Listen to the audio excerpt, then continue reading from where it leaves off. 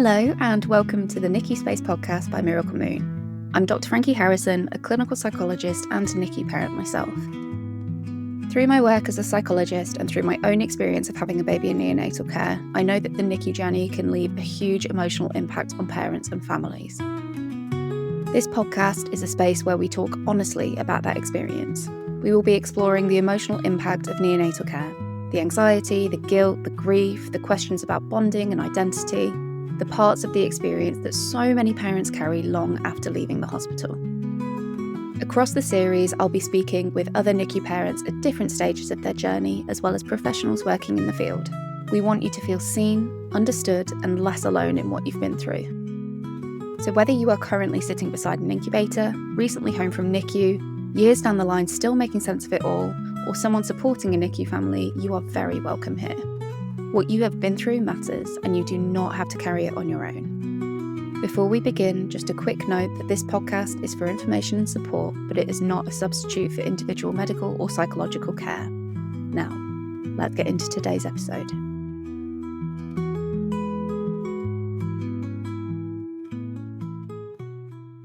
Hello and welcome to the NICU Space podcast. Today I'm joined by Lottie from Leo's Neonatal. So you might already know her, especially if you've come across her on Leo's, and she's recently also started a page called NICU Neuroscience as well.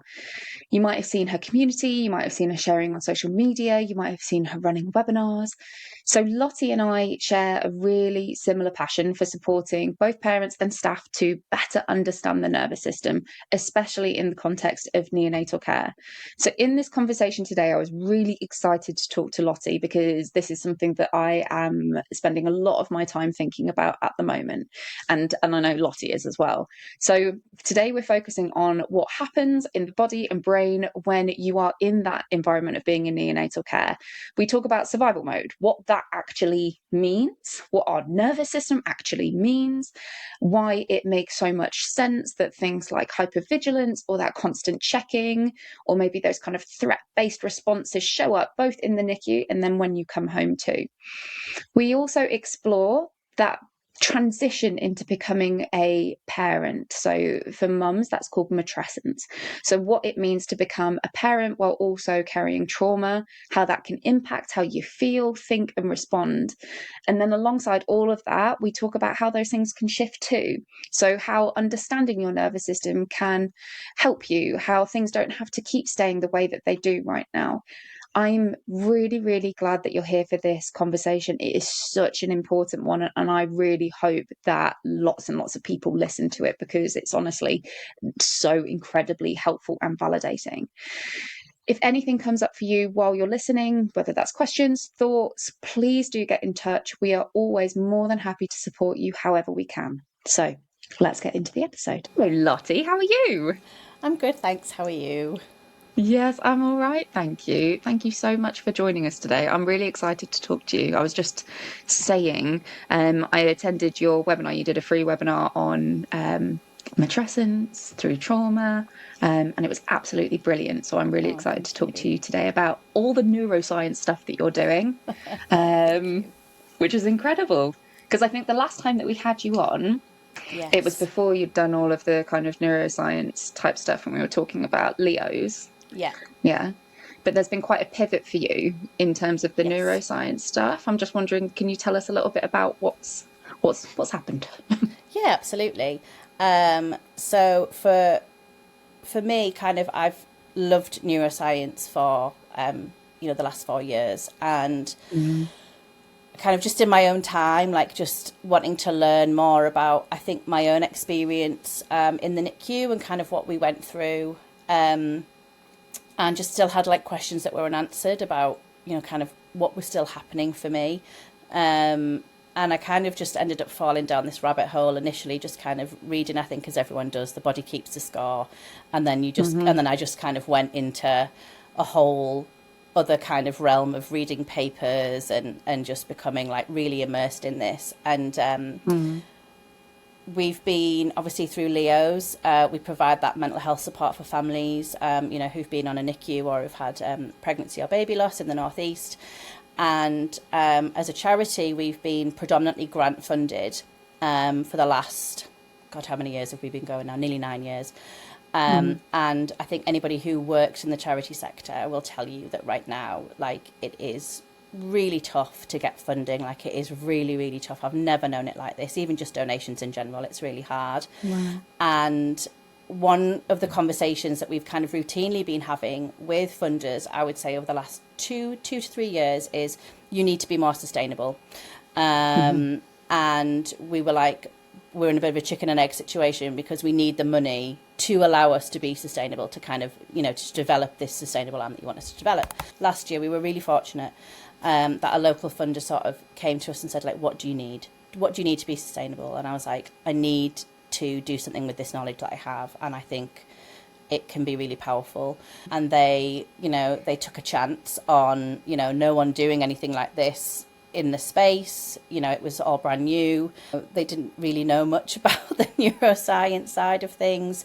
So they funded me to develop this training package and to kind of just immerse myself even more in the neuroscience of, you know, mums and dads and the NICU and stress and trauma and then that's kind of how NICU neuroscience came about. It was, you know, my passion, wanting to kind of, you know, help spread the knowledge that I've got, but also be able to reinvest back into families, you know, where we are, so that they can have, you know, continued support from our team. Yeah, incredible. So, I mean, I'd love us to do, and I mean, like you've said, you've spent like so many years and we've got like 45 minutes for a podcast. So we can't get into everything. And if people want to learn more, then I guess it's about maybe coming to your page, having a look at what you do, having a look at your course, like all of that kind of stuff, if they want to deep dive a bit more into it. But we're going to just do a kind of surface level. Let's talk a little bit about the nervous system, what we actually mean when we talk about things like survival mode. I think, you know, I do this bit and you do this bit of going, it makes sense that you feel like this after going through this experience. And I think that so many people feel like there's something wrong with them after going through that experience and then experiencing like the hypervigilance or the struggles with their identity or, you know, that kind of stuff. So I would really love to be able to kind of normalize some of those things that come up for parents and go, no, it makes sense from a nervous system perspective.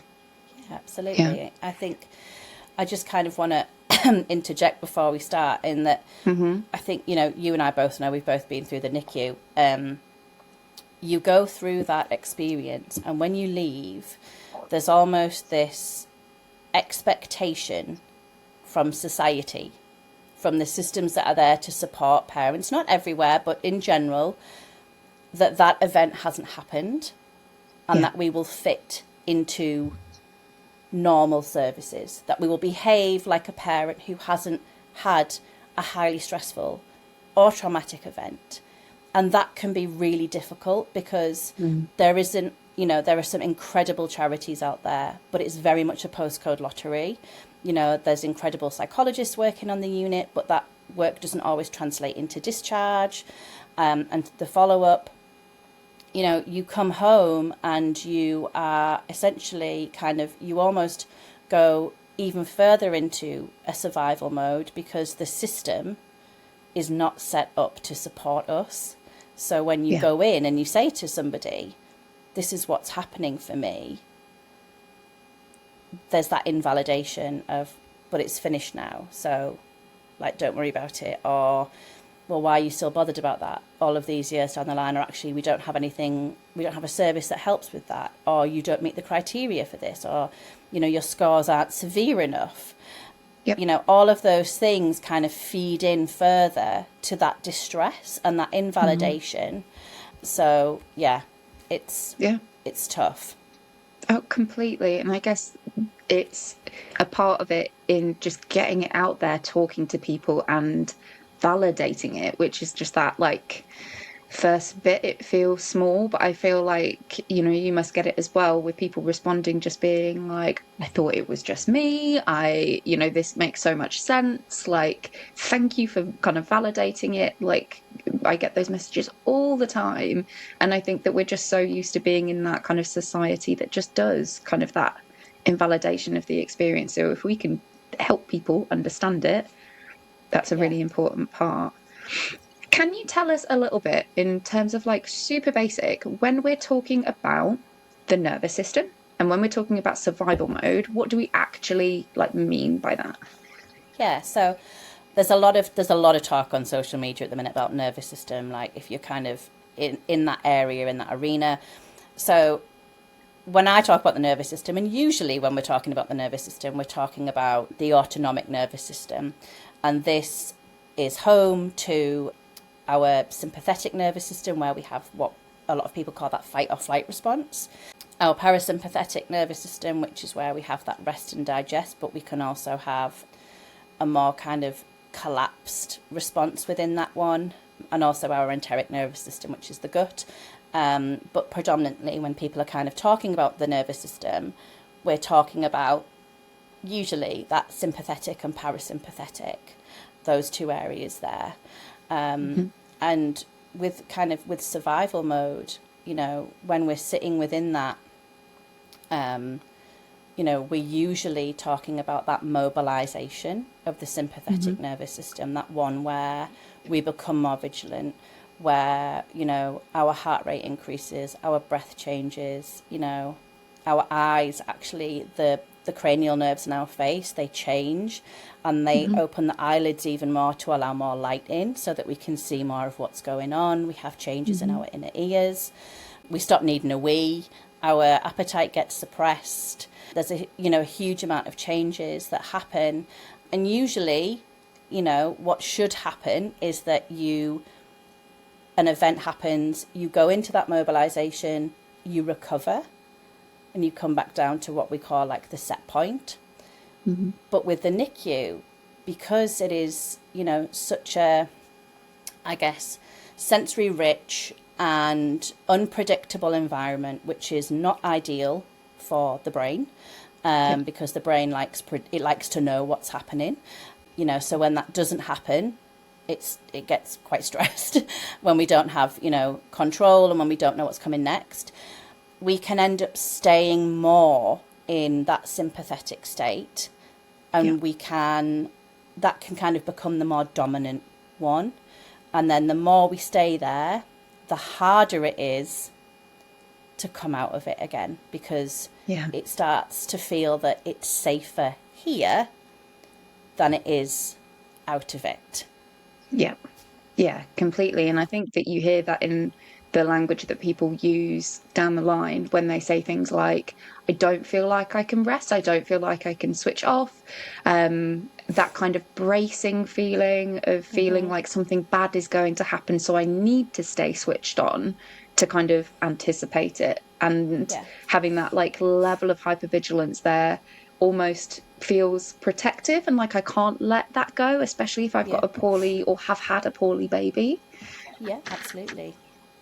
So what would we be seeing? So if we're saying that someone is in survival mode, what kind of things would we be seeing in somebody? So we would certainly be seeing somebody who is, I would say, I'm trying to think of this in the easiest way, to explain. When you are really, really stressed, when you are rushing everywhere, where you feel like you cannot rest, you cannot switch off, even when you're sat on the sofa, if you can sit on the sofa, because sometimes sitting or resting feels really unsafe. So you might always need to clean. You might always need to just be on the go, like even just not sitting, just stood up all the time, like always just kind of mooching around and doing stuff. You might struggle kind of with relationships, because you're not in a place to regulate, to accept kind of love, because it can feel unsafe to kind of move away. We'll see somebody who may be a little bit argumentative, just because there's that unfairness, isn't there, I think, that we carry from the NICU, where, we've done everything right in our pregnancy and this has happened. And, because we've been through this huge thing, somebody like losing their mind over, I don't know, a dog weeing on a bush outside their house like feels really insignificant, or kind of just further invalidation online of people sort of saying the NICU isn't that bad, or those sorts of things. We kind of see it's just that huge amount of energy there all the time that doesn't always have anywhere to go.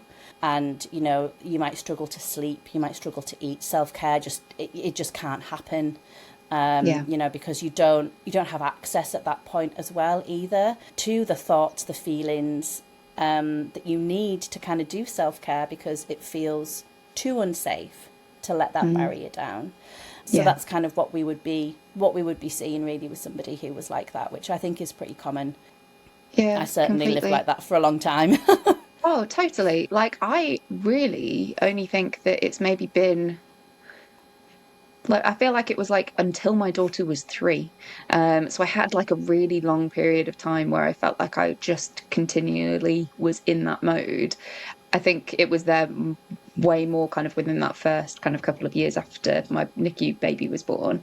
But it was that kind of like needing to grip onto control, feeling like I needed to be the one who was doing everything, not sitting down, cleaning, moving, doing all that stuff.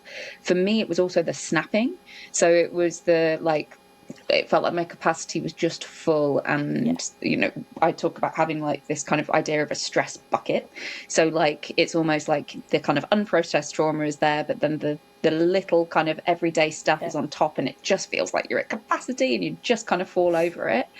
So it was like that. It was little stuff, and it was stuff like if my kids were taking longer to put their shoes on, I'd be like, come on, it's just that kind of like at that kind of level. And it's like we don't need to move that quickly.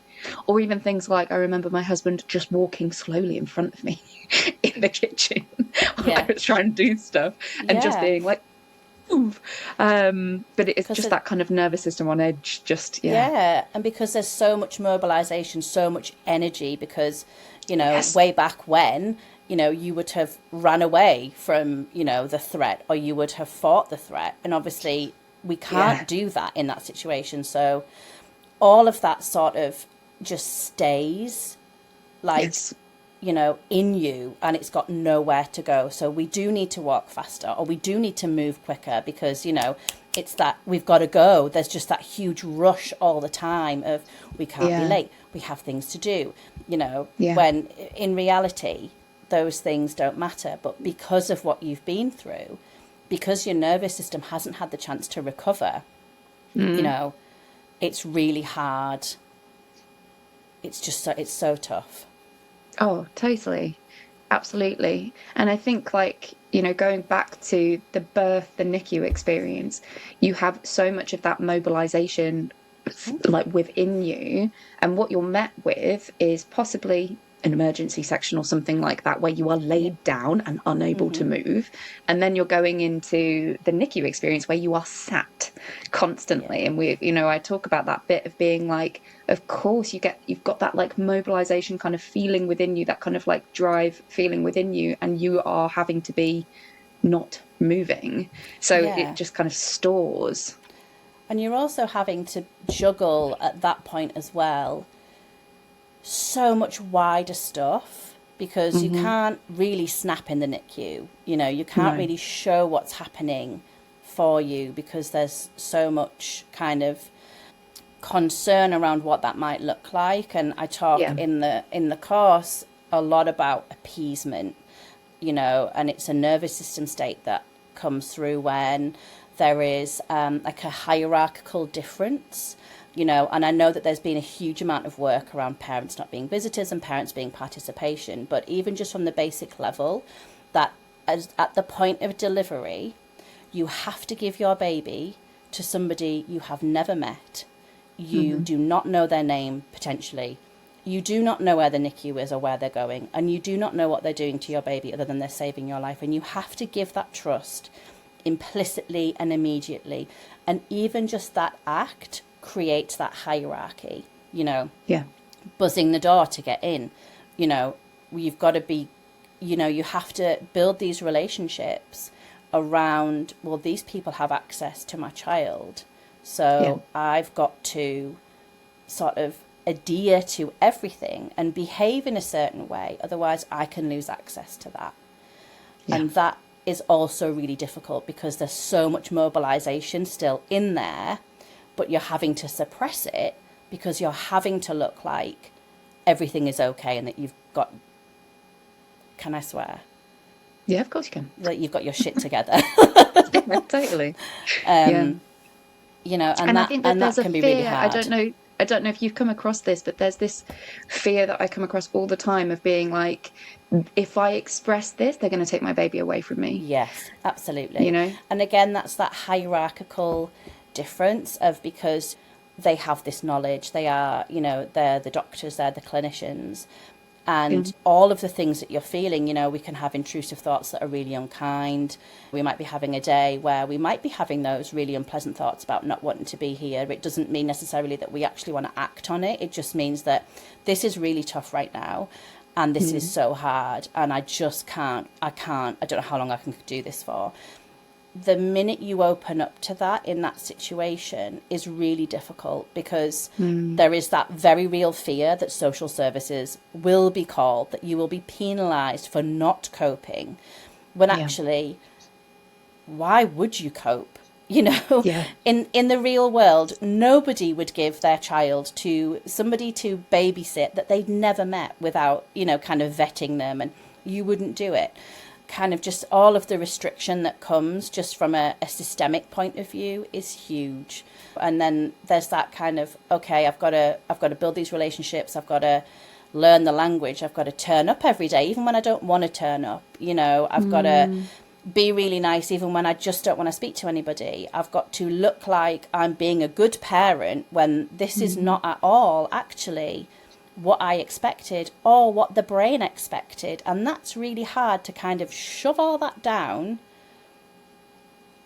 and essentially perform. Completely. And as well as performing, be grateful, enjoy every minute, like have the positive hope, like all of that kind of side of it as well, which there is so much pressure on.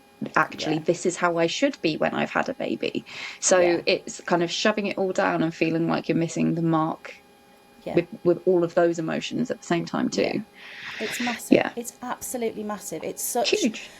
It's such a unique situation that from a nervous system perspective and from a brain perspective is massive. When you know, we talked earlier about the webinar, didn't we, about matrescence, and you've got mums coming in with like structural brain changes happening within that time period that, you know, we're not accounting for because the research hasn't been there. Now there is more research coming through, and it's something that I'm like completely obsessed with. I find it just incredible, like all the neural networks that come online and how the NICU impacts that. You know, but there's so much going on like under the surface that we just don't know about. But everything that's going on under the surface impacts everything, the behavior, the thoughts, the feelings, because there's this continual feedback loop between the brain and the rest of the body. You know, kind of there's just this constant loop of communication, and then outside of that you're going, okay, all of these things are really, really scary, but I can't deal with that right now. I've just got to look like I'm coping. And it's just tough. Yeah, completely. And then no wonder when you go home that it isn't like, okay, all good now. You know, that it's at that point that you're like, okay, maybe I can let some of this out a little bit. Maybe I can kind of, you know, fall apart. And for a lot of people, that doesn't come for months later. Some people even kind of years later, because they carry on being within that mode almost. Like, I've got to keep going. Yeah. Because sometimes what happens is the sympathetic nervous system almost acts like a gatekeeper. And it kind of goes, you know, if parasympathetic comes in, you know, this is in very easy terms, like if that kind of starts to come in, because that's more associated obviously with rest and digest, but there are elements within that of depression. So sometimes what happens is the nervous system goes, I don't really want to go down there. That doesn't feel safe.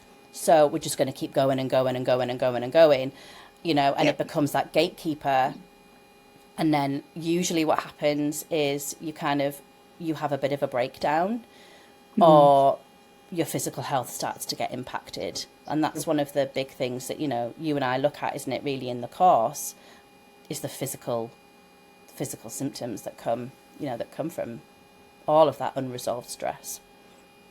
Talk to us a little bit more about that. What would we maybe see physically?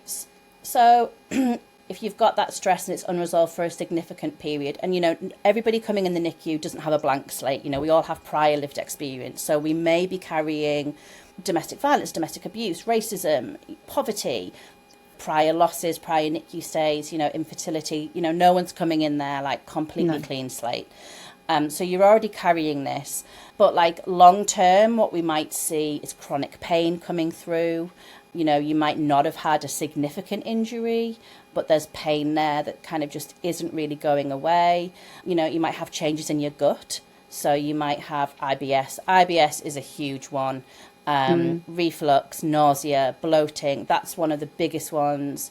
Brain fog, continual headaches, your immune system becomes compromised, where you might be getting ill more often, or taking longer to recover, or getting more sick when you get ill. Allergies might start, like, that you didn't have before, or they might get worse. Did you know that the NICU Space is more than just this podcast? We also run an online community created specifically for NICU parents, whether your baby is currently in neonatal care or your NICU experience happened months or even years ago. Inside the community, you'll find specialist guidance from professionals who understand NICU, resources and coping tools to help with the emotional impact, and most importantly, connection with other parents who really get it. For many parents, it becomes a place where they can finally talk about their NICU experience with people who understand without needing an explanation. If this sounds like something that would support you, you can find out more information in the show notes. Let's get back to the episode. There's a whole kind of host of there's a whole host of things that kind of go on that are as a result of kind of just that unresolved kind of amount of inflammation that's stuck in the body, essentially, which, and when I say stuck, it's not stuck permanently. I just want to be really clear on that. It isn't stuck permanently, and with the right support, it can be, it can get started and resolved. So let's talk a little bit about that before we go back a little bit to the matrescence bit. So I did a reel the other day where I was talking about the kind of long-term impacts, and the amount of people I had commenting on it going, I'm 4 years down the line, I'm 10 years down the line, I'm 17 years down the line, and I'm still in survival mode, and this never changes kind of vibe. And I then kind of responded to that of going, it can change. It doesn't have to be like this forever. And I think that, it's great that we're increasing the conversation around the nervous system and survival mode. But I almost think that particularly NICU parents kind of get to this point where they go, well, wait, is this just parenting? Is this just how I am now? Is it a personality change? Rather than knowing that there are things that you can do to be able to help yourself with that, or seek support to be able to help you with that. I wondered if we could talk a little bit about that. Yeah, absolutely. So, I think one of the most really, I think, powerful things is so there's neuroplasticity, which is, where the brain kind of is malleable. It isn't set, which is amazing. And matrescence is a huge part of that. And I know we're going to touch on that soon, but it's like a neurodevelopmental window, the same that we see in infants and teens. So you've got that going on, but there's also something that's kind of coming through called like bioplasticity, which is essentially like your biology being plastic, so that, nothing changes. And I think one of the easiest ways to look at it is that in the way that the NICU changed you, it's like if something changed you that way, then it can be undone too. Because if we were stuck, then we wouldn't have been impacted by it in the first place. And there is a lot of support and awareness coming through. It's still not brilliant. My stay was, over a decade ago now, and whilst there's been some real great improvements, it's still at kind of like that national level. We're still we're going under the radar, and but there is stuff that you can do, whether it's validation that you talked about earlier. Validation is one of the most powerful things that you can do, and even just to validate yourself, which sounds completely mental. And I think, like, as Brits, like, when I started doing this work, I was like, oh, this is ridiculous. Like, I'm not speaking outside, like, I'm not talking to myself in that way. Like, you natter to yourself, don't you? But, but kind of sitting there and saying, do you know what? This is really tough, and I'm really scared, and I didn't expect this. Just even that just can calm, the part of the survival brain down. It can calm the nervous system down. Just that therapy, peer support, there's a lot more nervous system kind of works coming through now, but things like, EMDR is incredibly powerful. Work is incredibly powerful. Yoga is huge.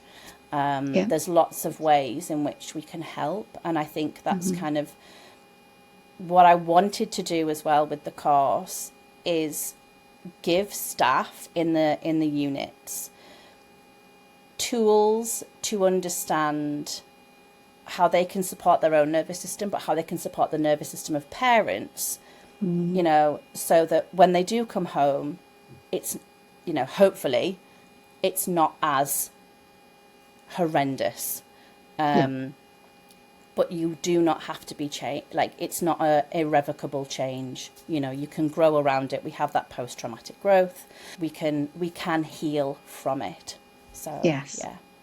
Yeah, completely. And I think that it's a really important bit, because I think some people are like, well, I've tried for therapy, I've been rejected from services, I can't afford to go privately. It doesn't need to always look like therapy. If you can get that, that's fantastic. Things like the EMDR, like, doing that with people, seeing how powerful it is.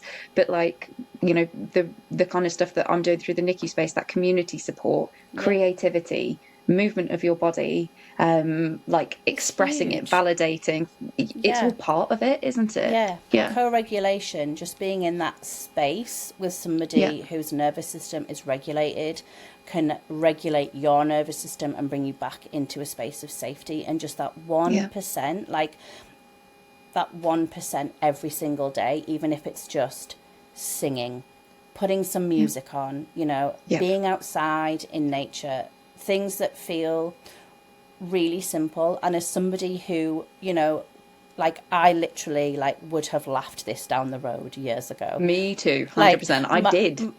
I did. My mum used to say to me, do this breathing work. And I'd be like, what on earth are you on about? Like, I just want to go and get some, medication for my anxiety.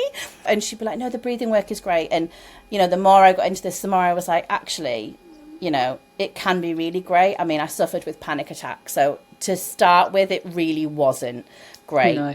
You've got to be really careful with breath work, with people with, who have panic attacks, but even now I'm like, okay, what do I need today? I'm going to go, and it's sunny. I'm going to go outside for a 10-minute walk, and just, and sometimes it's just that 1% change, can make a real difference. Completely. And I think we have in our head that this has to be like such a big shift. We have to go away on this retreat, or we have to, commit, even that bit of committing and going to like a yoga class. For some people, it's like, I can't, like, I'm looking after my kids. I don't have that right now. So it's those kind of micro moments of being able to, like, whilst the kettle is boiling, grounding, coming down, just checking in with yourself, couple of breaths, looking out of the window, like, just... It's those kind of small pockets, isn't it? To it's help. The 1%.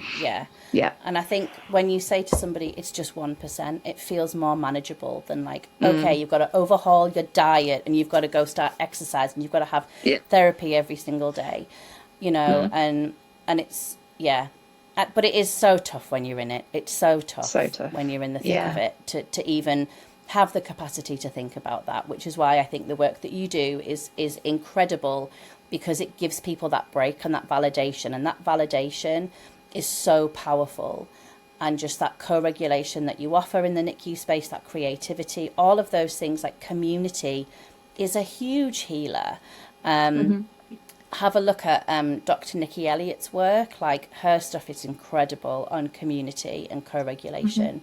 And, you know, it's, yeah, healing can happen. Yeah, absolutely. Going back a little bit to the matrescence piece, so just a quick explanation of what we mean, because people might have heard that word, but what does it mean? And then what does that then look like for people who are then going through birth trauma neonatal care? How does it impact it? Okay, so matrescence is essentially like the definition of it is becoming a mother, and it is the structural and neural changes, not just within the brain, but we have hormonal changes too.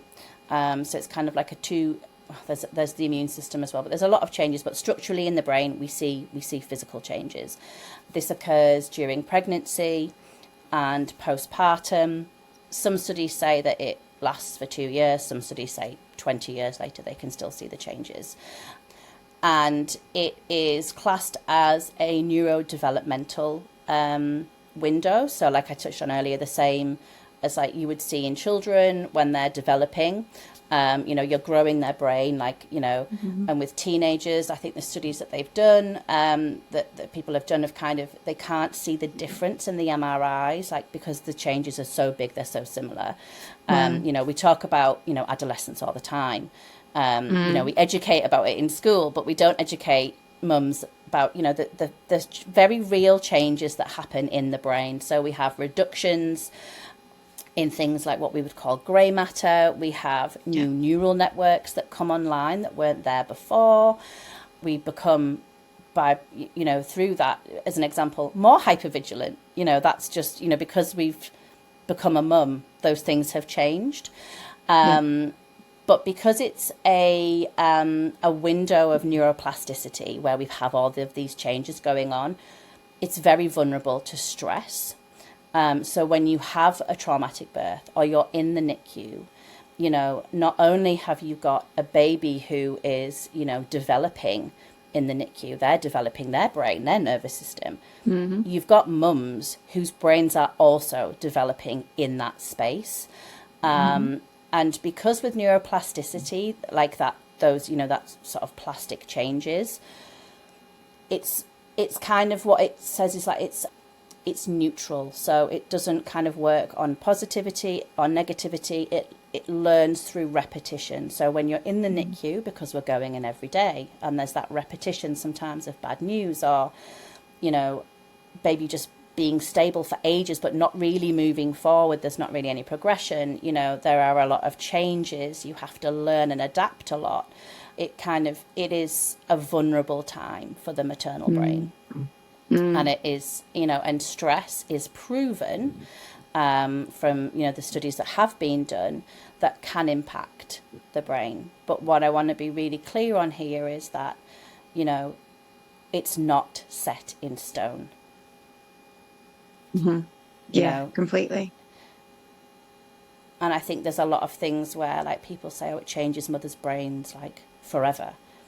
It doesn't have to. Our brains have changed forever because we've become mothers, absolutely, you know, or for at least 20 years. But the vulnerability side of things, you know, neural pathways can be supported, can be healed, can be kind of rewired, if you like. We don't have to stay stuck in that place. Yeah, completely. My friend was recently in neonatal care, and I remember her talking to me, and she was like, I feel like it's been like a sledgehammer on who I am as a person, in terms of being like who I was 3 days ago compared to who I am now. They feel like a sledgehammer moment kind of hit. And I think that a lot of people could relate to that, of being like, I just don't feel like I am the person who I was. Yeah. And you're not. You know, days ago. No, completely. And you're exactly. physically not.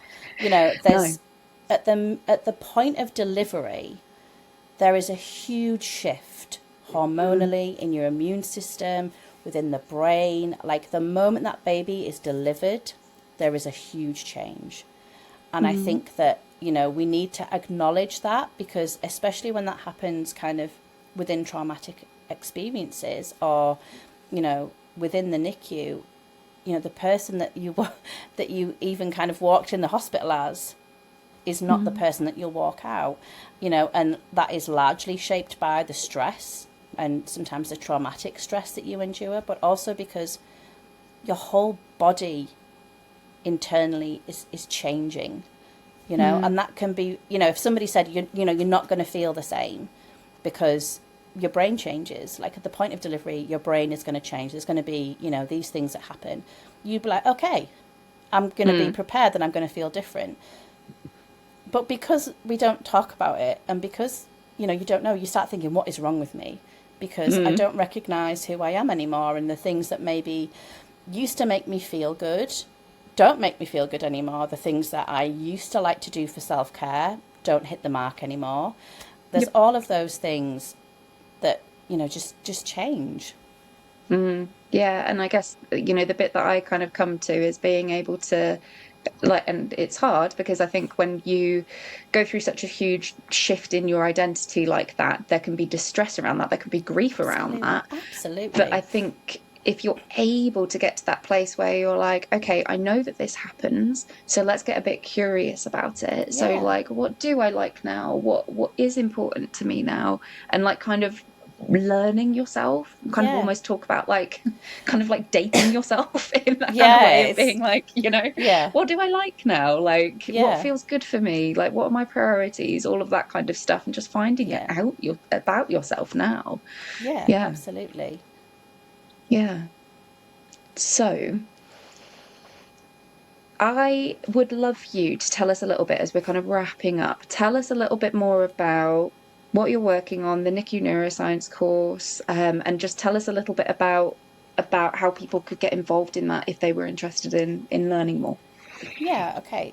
So the NICU Neuroscience course is, we created a course for professionals, which brings together, I mean, it's powered by lived experience because you are doing a guest module with us.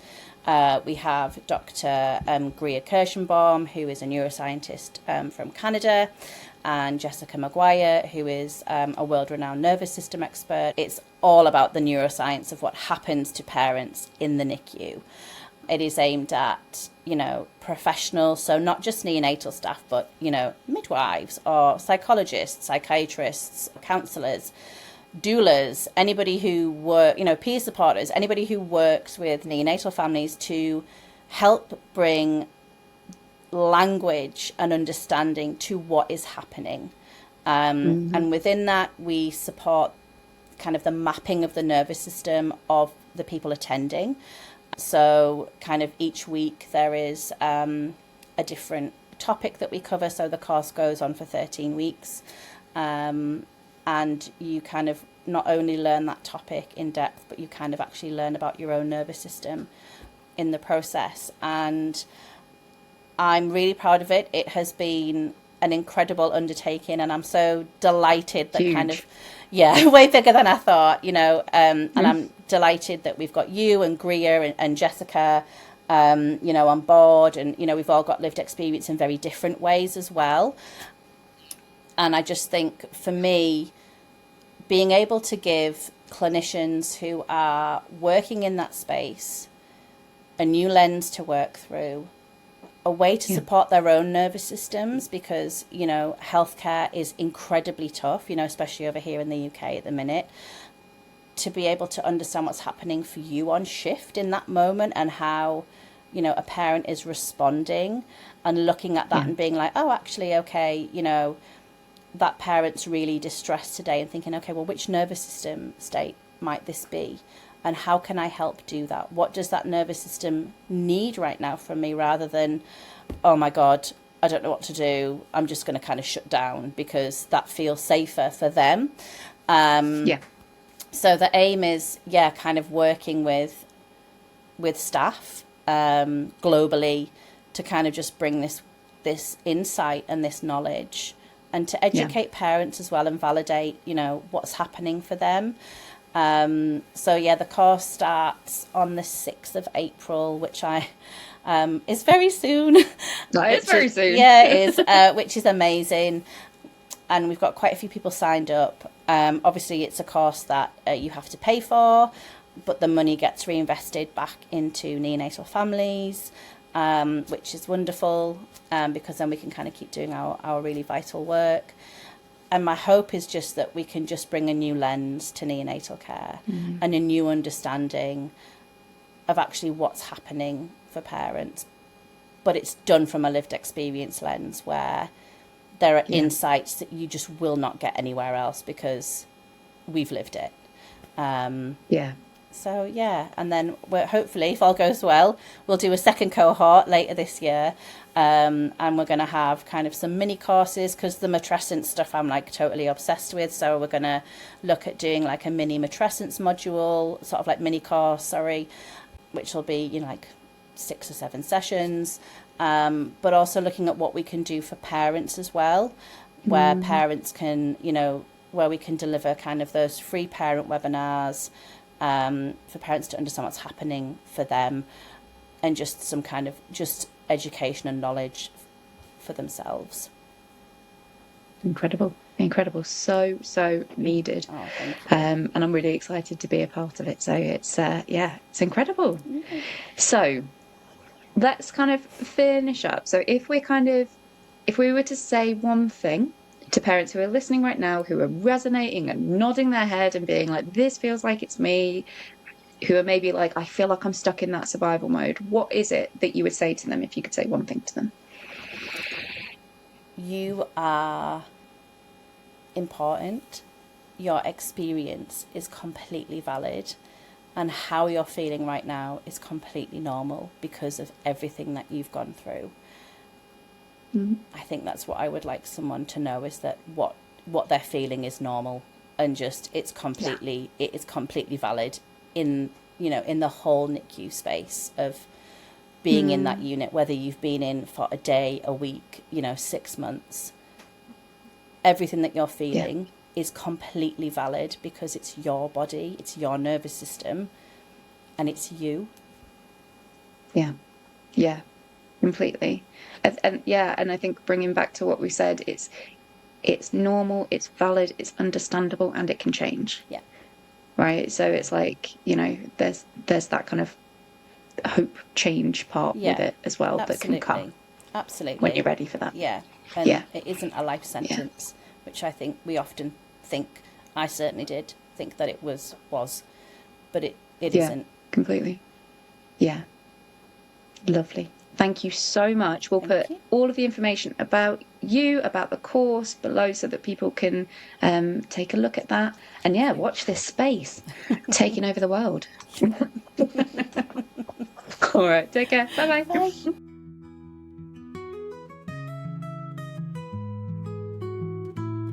Thank you so much for listening to the NICU Space podcast by Miracle Moon. If this episode resonated with you, please know that support is available and you are always welcome in our community.